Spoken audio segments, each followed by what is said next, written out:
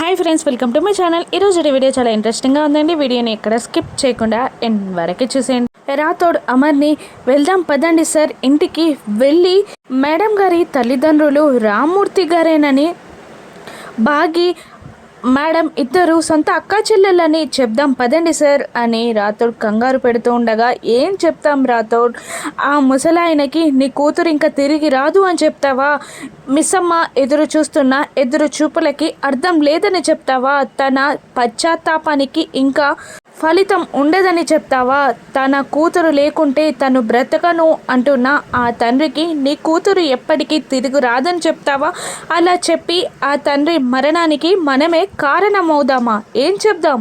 అక్క అని పిలిచిన అరుంధతి బ్రతకనందుకే మిస్సమ్మ తట్టుకోలేకపోయింది. అటువంటిది తన సొంత అక్క ఇక తిరిగి రాని లోకాలకి వెళ్ళిపోయింది అని మిస్సమ్మకి తెలిస్తే మిస్సమ్మ తట్టుకోగలదా? ఇక వాళ్ళ జీవితాలని నిజం చెప్పి తారుమారు చేయమంటావా అని అంటుండగా రాథోడ్ తల కొట్టుకుంటూ ఉంటాడు. ఇక మళ్ళీ ఇలా అంటుంటాడు అమర్, లేదు, నేను నిర్ణయం తీసేసుకున్నాను, నిజం చెప్పను, నిజం చెప్పి వాళ్ళని బాధ పెట్టలేను. వాళ్ళ మనసుల్లోనైనా వాళ్ళ అక్క కానీ కూతురు కానీ ఎక్కడో ఒక చోట సురక్షంగా ఉందని వాళ్ళని అనుకోనివ్వు అని అంటుండగా, ఎన్నాళ్ళు దాచుతారు సార్ అని రాథోడ్ అడుగుతూ ఉంటాడు. నిజం బయట పడే వరకు దాచుతూనే ఉందాం. నేనైతే చెప్పను, నువ్వు కూడా చెప్పడానికి వీల్లేదు అని అమర్ రాథోడ్కి గట్టిగా వార్నింగ్ ఇచ్చేస్తాడు. ఇక పాపం రాథోడ్ నిజం తెలిసి చెప్పలేక చాలా ఏడుస్తూ ఉంటాడు. మరోవైపు పూజ చేస్తున్న ఘోర చాలా సంతోషపడిపోతూ ఉంటాడు. బంధనం అయిపోయింది, ఆత్మ చిక్కింది, నేనే చక్రవర్తిని అని అరుస్తూ ఉంటాడు ఘోర. మనోహరి కూడా చాలా సంతోషపడుతూ ఉంటుంది. ఇక వెంటనే గుప్తా గారు ఇలా అంటూ ఉంటారు, నువ్వు ఇక్కడే ఉన్నావు బాలిక, అక్కడ బందీ అయిన ఆత్మ ఎవరిది అని ఘోర ని చూస్తూ గుప్తా గారు అడగగానే ఇక ఆ బాటిల్లో నుండి ఒక గంభీరమైన వాయిస్ వినబడుతుంది. అప్రాచ్యుడా అని ఘోరాని తిడుతుంటుంది ఒక పెద్దావిడ, ముసలావిడ. ఇక వాడు ఆ బాటిల్ మూతని తీయగానే ఆత్మ వచ్చి బయట ప్రత్యక్షమవుతుంది. ఆవిడ చాలా పెద్దావిడ, 80-90 ఏళ్ళు ఉంటుంది. తల కూడా తెల్లబడింది. కోపంగా ఘోరాన్ని చూస్తూ ఉంటుంది. ఎవరు నువ్వు అని ఘోర అడుగుతూ ఉండగా ఇక ఆ పెద్దావిడ ఆత్మ ఇలా అంటూ ఉంటుంది, నేను అది అడుగుతున్నాను రా, అసలు నన్ను ఇక్కడికి తీసుకొచ్చింది కాకుండా మళ్ళా నన్నే ఎవరు నువ్వు అని ప్రశ్నిస్తున్నావా? దరిద్రుడా, ఇక నువ్వు నా అస్థికల్ని ఎక్కడి నుంచి తీసుకొచ్చావో అక్కడే పెట్టారా దరిద్రుడా అని ఆవిడ తిట్టి మళ్ళీ ఆ అస్థికలోకి వెళ్ళిపోతుంది. ఇక ఇదంతా చూస్తున్న ఆరు కంగారు పడిపోతూ ఉంటుంది. అసలు ఏమైంది? ఆ అస్థికలు నావి కావా? అసలు ఎలా మారాయి అని తల బాదుకుంటూ ఉంటుంది ఆరు గుప్తా గారిని చూస్తూ. ఇక గుప్తా గారు జరిగిందంతా చెప్పేస్తారు. ఆ రోజు మిస్సమ్మ ఆరు అస్థికలని చెక్ చేయడానికి వెళ్ళినప్పుడు ఓపెన్ చేసి ఆ అస్థికలని చూసి బాధపడి మళ్ళీ లాకర్లోనే పెట్టేసి ఒక్క అడుగు బయటికి వేసి మళ్ళీ ఇలా అంటూ ఉంటుంది రాథోడ్తో, మనోహరికి ఆరు అక్క అస్థికలు ఎక్కడున్నాయో లాకర్ నెంబర్ తెలిసిపోయింది కదా, ఇప్పుడు ఇక్కడే ఈ అస్థికలు ఉంటే చాలా ప్రమాదం అని అనుకుంటూ ఆ పక్కనే ఉన్న లాకర్ నెంబర్ని ఆరు లాకర్ నెంబర్ని మరో లాకర్ నెంబర్కి అంటించేస్తుంది. అలా ఆ రోజే మిస్సమ్మ ఆరు అస్థికలని కాపాడేస్తుంది. ఇక మళ్ళీ ఘోర మనోహరిని తిడుతూ ఉంటాడు, ఒక్క పని కూడా సరిగ్గా చేయవా నువ్వు? అసలు ఇవి ఆ ఆత్మ అస్థికలు కావా అని అంటుండగా, నేను తీసుకొచ్చింది అరుంధతి అస్థికలే అని మను అంటూ ఉంటుంది. మరి ఈ ఆత్మ ఏంటి ఇలా వచ్చింది?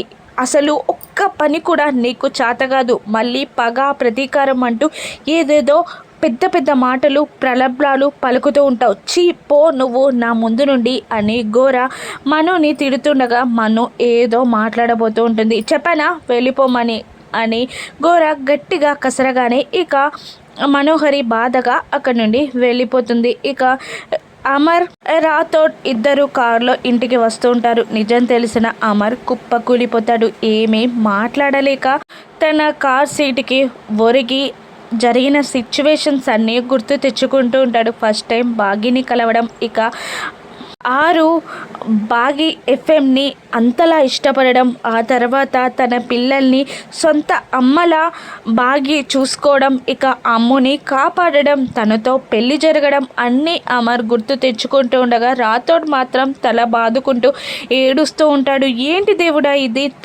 కళ్ళ ముందు ఉన్న మేడం గారి తల్లిదండ్రులని గుర్తుపట్టలేకపోయామా? మా మేడం ఏం పాపం చేసిందని తన చెల్లిని తన కంటి దాకా తీసుకొచ్చి మళ్ళీ చూపించకుండా పంపించేశావు. కడసారి కూడా ఒక్క మాట కూడా మాట్లాడుకోకుండా చేసావు కదా దేవుడా.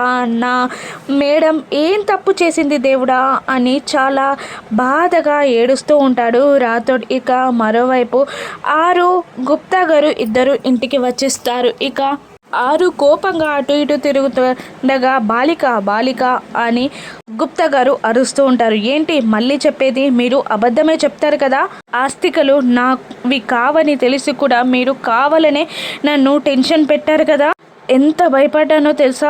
ఒకవైపు ఘోరా నన్ను బంధించేస్తున్నాడు, మా ఆయనకి నా పిల్లలకి నేను దూరం అవ్వబోతున్నాను, నా కుటుంబాన్ని నేను ఇంకా చూసుకోలేను, నన్ను ఇలా చేసిన మనోహరికి శిక్ష వేయలేకపోయాను, అవన్నీ తలుచుకొని నేనెంత బాధపడ్డానో తెలుసా అని ఏడుస్తూ ఉంటుంది ఆరు.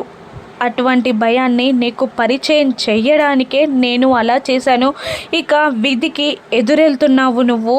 విధికి ఎదురెళ్తే ఎటువంటి పరిణామాలు నువ్వు ఎదుర్కోవాల్సి వస్తుందో నేను ముందే చెప్పాను. ఇంకా ఇటువంటివి ఇలా జరుగుతూనే ఉంటాయి, నీకు దిన గండంలా మారుతాయి, అందుకే నేను చెప్పేది విను అని అంటుండగా ఇక ఆరు వచ్చేస్తాను అని అనేస్తుంది. మా లోకానికి వచ్చేస్తావా అని అడుగుతూ ఉంటారు గుప్తా గారు ఆశగా. ఇక ఆరు మళ్ళీ ఇలా అంటూ ఉంటుంది, మా ఆయన నా తల్లిదండ్రుల గురించి తెలుసుకోవడానికి వెళ్ళారు కదా, వాళ్ళకి ఏదో ఒకటి తెలుస్తుంది, నా తల్లిదండ్రుల్ని కల్లారా చూసుకొని నేను వచ్చేస్తాను, ఒక్కరోజే కదా గుప్తా గారు అని బ్రతిమిలాడుతూ ఉంటుంది ఆరు. కానీ అమర్ నిజం చెప్పలేడని తెలుసుకున్న గుప్తా గారు తల పట్టుకొని మళ్ళీ కుర్చీలో కూలబడిపోతారు. ఇక అప్పటికే రామ్మూర్తి బాగిని ఇంటికి బయలుదేరమంటూ ఉండగా ఇక రామ్మూర్తి గారి ఫోన్ రింగ్ అవుతుంది. ఇక లిఫ్ట్ చేస్తుంది మంగళ. ఇక ఎవరు అని అడుగుతుండగా ప్రార్థన చిల్డ్రన్స్ హోమ్ నుంచి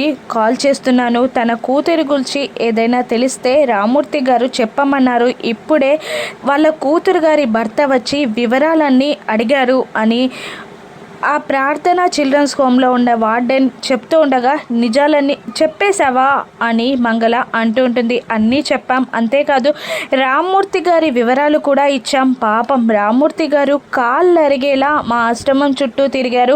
ఇక వాళ్ళ భర్త ఎవరో, తన అమ్మాయి భర్త ఎవరో తెలిసింది కాబట్టి రామ్మూర్తి గారికి కూడా విషయం చెప్దామని ఫోన్ చేశాను అని మంగళకి ఆ మేడం చెప్తుండగా నేను చెప్తాను అని అంటూ తల బాదుకుంటూ కాల్ కట్ చేస్తుంది మంగళ. ఎవరు ఏంటి అని రామ్మూర్తి అడుగుతుండగా విషయాన్ని దాటేస్తుంది మంగళ. ఇక కానీ అమర్కి నిజం తెలిసిపోయిందని మంగళకి తెలిసిపోయింది. ఇక అమర్ రాథోడ్ ఇంటికి రాగానే అమర్ దగ్గరికి ఆరు పరిగెత్తుకుంటూ వెళ్ళి ఏమండి ఏమైనా తెలిసిందా అని అంటూ ఉండగా పాపం అమర్ మాత్రం ఆరు మాటని వినలేక బాధగా అక్కడి నుండి వెళ్ళిపోతాడు. ఇక అక్కడే ఉన్న రాథోడ్ మాత్రం తల బాదుకుంటూ ఏడుస్తూ ఉండగా ఇక ఆరు వచ్చి రాథోడ్ని అడుగుతూ ఉంటుంది, ఏమైంది, నా తల్లిదండ్రుల గురించి ఏదైనా తెలిసిందా అని అడుగుతుండగా తల బాదుకుంటూ ఏడుస్తూనే ఉంటాడే తప్ప రాథోడ్ ఏం సమాధానం చెప్పడు. ఇక మళ్ళీ ఇలా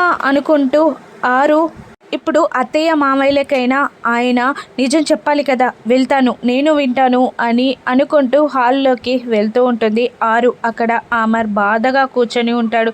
జరిగిన సిచ్యువేషన్స్ అన్నీ మళ్ళీ అమర్కి గుర్తొస్తూ ఉంటాయి. ఇక ఆరు వెళ్ళి మోకాళ్ళ మీద అమర్ దగ్గర కూర్చొని మీరు అలా బాధపడకండి, మీరు అలా బాధపడుతుంటే నేను చూడలేనండి, నా తల్లిదండ్రుల గురించి మీకు తెలిసిందని నాకు అర్థమవుతుంది, ఎవరో చెప్పరా అని ఆరు అడుగుతుండగా అప్పుడే నిర్మలమ్మ గారు అమర్ వాళ్ళ నాన్నగారు హాల్లోకి వచ్చి అబ్బాయి వచ్చాడండి అని అంటూ అమర్ దగ్గరికి వెళ్ళి ఏమైనా నిజాలు తెలిసాయా కనుక్కుందామని వెళ్ళావు కదా, వాళ్ళ గురించి ఏమైనా తెలిసిందా, ఆరు తల్లిదండ్రుల గురించి ఎవరైనా కనబడ్డారా, ఏమైనా సాక్ష్యాధారాలు దొరికాయా అని నిర్మలమ్మ గారు అడుగుతూ ఉండగా అమర్ సైలెంట్గా ఉంటాడు. ఇక వాళ్ళ అమ్మా నాన్నలకైనా ఆరు తండ్రి రామూర్తి అని బాగి చెల్లి అని అమర్ చెప్తాడా? ఆ నిజం చెప్తున్నప్పుడు ఆరు వింటుందా? తన సొంత చెల్లి బాగి అని ఆరు తెలుసుకుంటుందా? రాను ఎపిసోడ్స్లో చూద్దాం. Thank you for watching.